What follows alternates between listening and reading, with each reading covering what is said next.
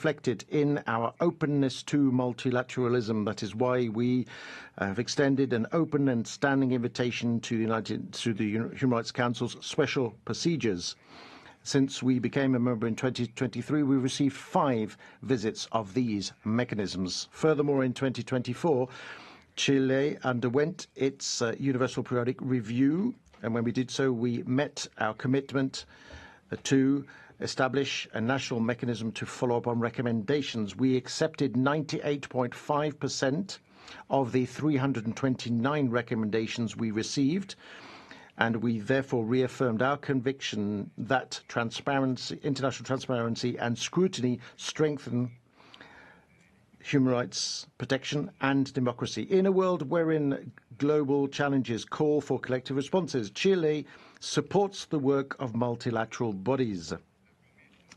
The promise of peace and security, which gave rise to the United Nations after the Second World War, cannot be left aside just because today we have short-term considerations and interests linked to the prevailing situation. To summarize, Chile puts multilateralism at the heart of what we do to protect human rights. We want this forum to continue to be an arena in which there is an effective dialogue which is committed to the promotion of the protection of the rights of all persons, be these rights civil, political, economic, social or cultural in nature. Thank you very much for your attention. Agradecemos al ministro de... I thank the Minister of Foreign Affairs of Chile, and I now give the floor to His Excellency Mr. Ararāt Mīrzoyan, Minister of Foreign Affairs of Armenia.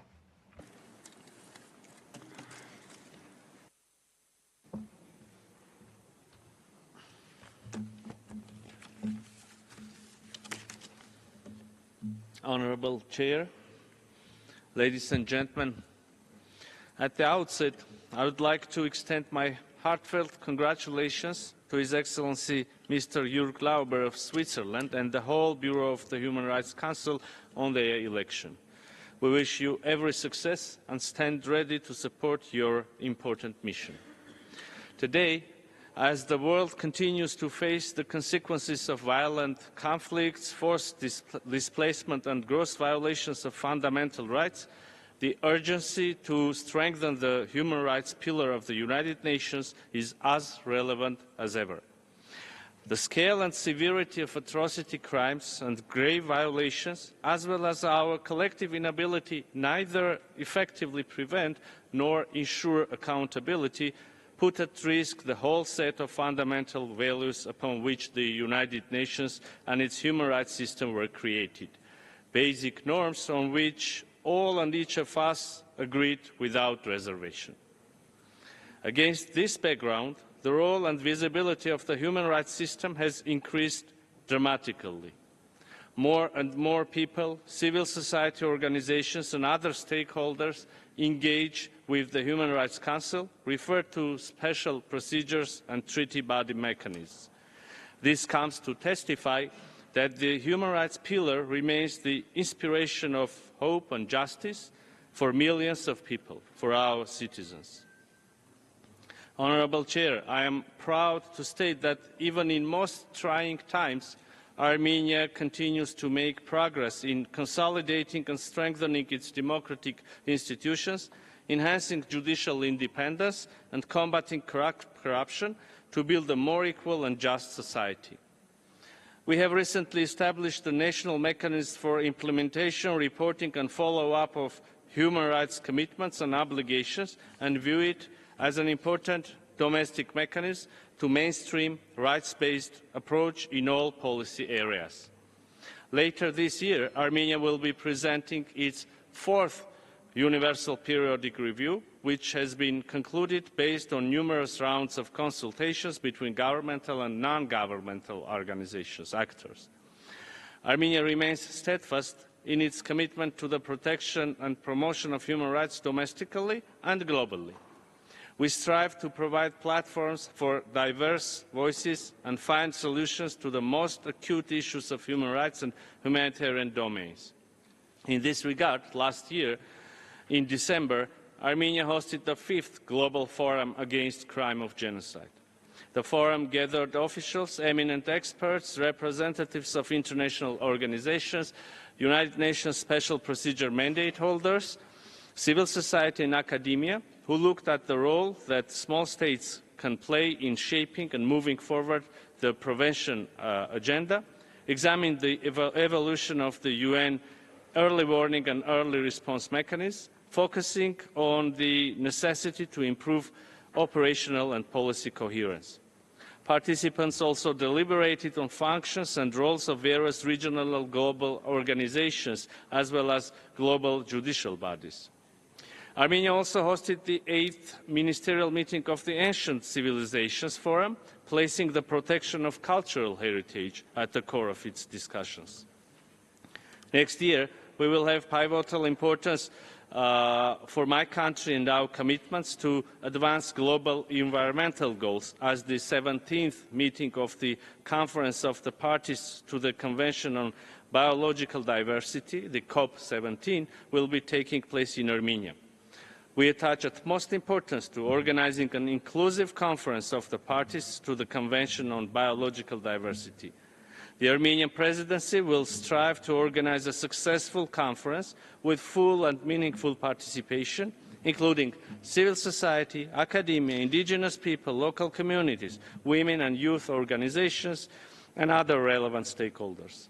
Armenia looks forward to cooperating with the United Nations member states, civil society and non-governmental organizations in the effective organization of this crucial international environmental conference to bring the global environmental processes back on track for sustainable development and true inclusivity when it comes to multi-stakeholder participation.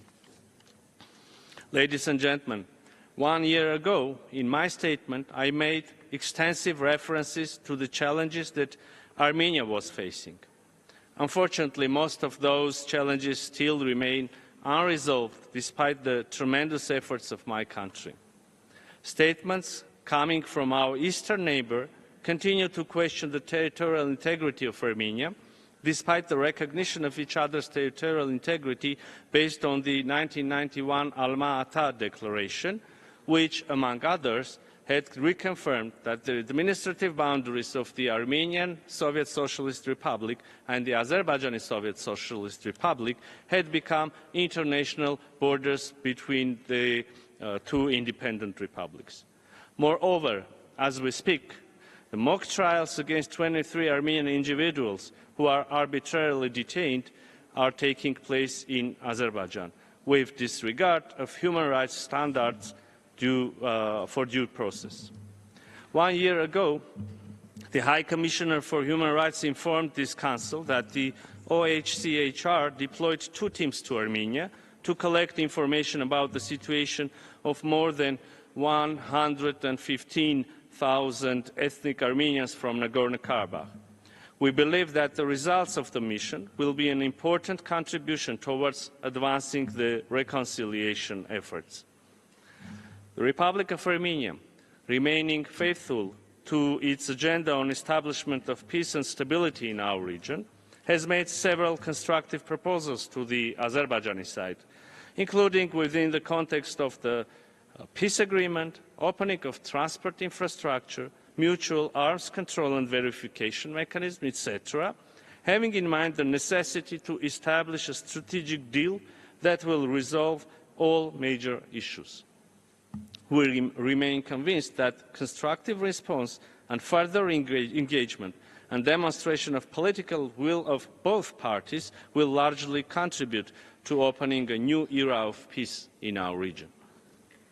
In this very context, I would like to once again reconfirm the willingness of the Armenian side to turn the page of enmity and establish institutionalized peace.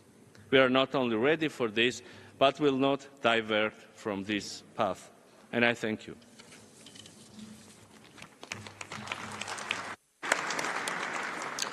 Agradecemos al ministro de... I thank the Foreign Minister of Armenia, and I now have the honour to give the floor to Her Excellency. Þorgerður Katrín Gunnarsdóttir. You have the floor. Iceland.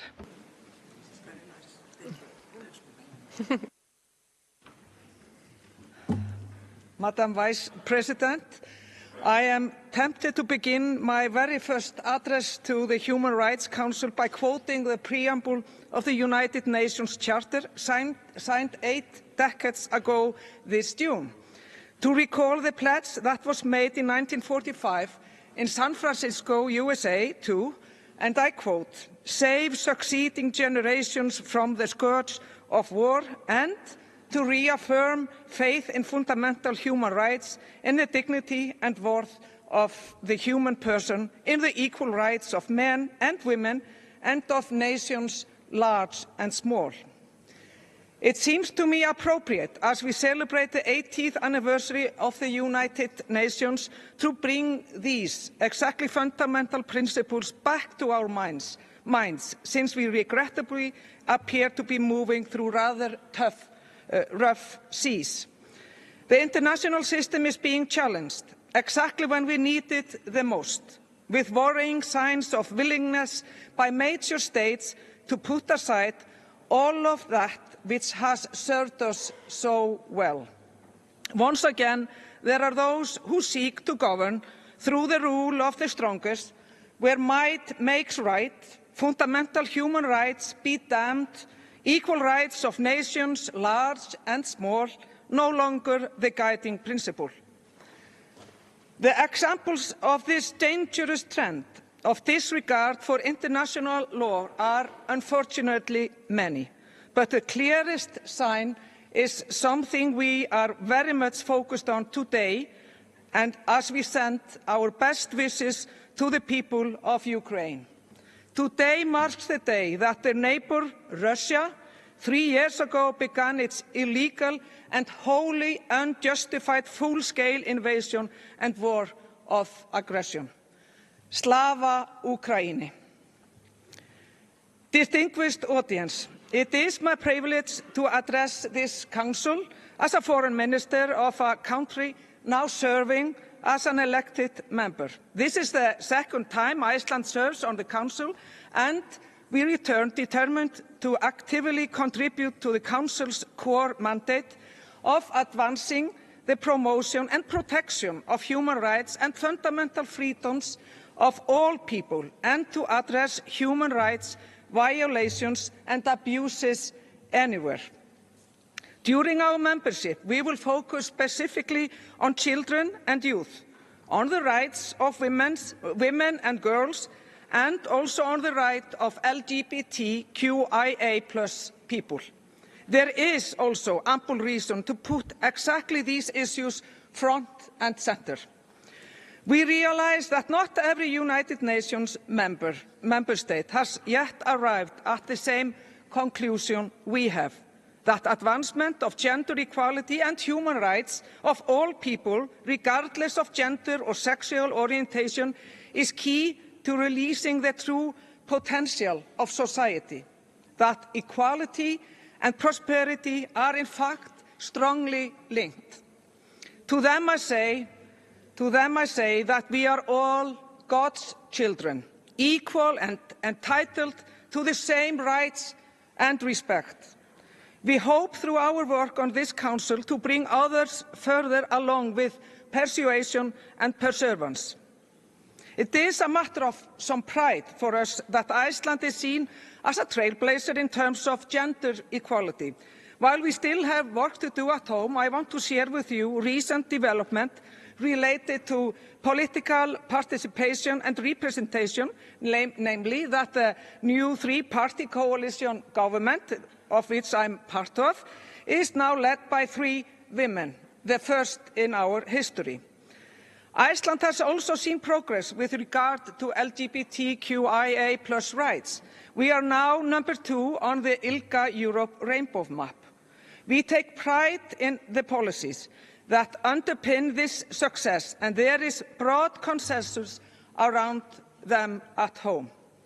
Nevertheless, we are not immune in Iceland to the negative trends that have emerged internationally, the backlash against what I consider progress. Ideologies that undermine the existence and rights of individuals, particularly transgender individuals, unfortunately flow now across borders through social media. This is especially concerning as these ideologies now seem to originate in some of the most powerful countries in the world. For me, the starting point is a simple truth. No person should have to live in fear of persecution and violence. This continues to apply if the persecution is based on a person's sexual orientation or gender identity. And we will not hesitate to stand up on their behalf here in this venue, amplifying the voices of those who fight for their rights. Because we are all born free and equal. Your Excellencies, the founders of the United Nations 80 years ago determined to practice tolerance and live together in peace with one another as good neighbours, to unite their strength to maintain international peace and security, and to ensure by acceptance of principles and the institution of methods that armed force shall not be used, save in the common interest. Theirs were worthy goals. It would be wrong to say they have all been achieved without difficulties so far from it. The Israeli warfare in Gaza for 15 months following the Hamas terrorist attack on the 7th October 2023 is only the latest testament of the failure of our system to address urgent crisis. And yet, that complex problem now seems more divisive than ever, the talk of the removal of people from Gaza being only the latest example of the crossroads we now find ourselves at. We also see conflicts elsewhere, where people live in fear and their human rights are being eroded. An example are the rights of women and girls in Afghanistan, which now seem barely to exist. That should not be tolerated in our world. Our international system, the rules-based order we have increasingly lived by, is under attack by forces that mean to reshape our world, who ultimately want to do away with multilateralism altogether. There is only one way to meet these challenges. We must redouble our efforts, recommit ourselves to principles laid out in the UN Charter. It may prove difficult. It may require sacrifices. For sure, it will require sacrifices, since, after all, the world is a different place than it was in 1945, and the United Nations must reflect those changes through reform and renewal. But by addressing in unison the challenges faced by humanity, we are more likely to succeed, and only with common rules can we act united. We need to reaffirm our faith in fundamental human rights, in the dignity and worth of all people, in the equal rights of all people and of nations large and small. Thank you.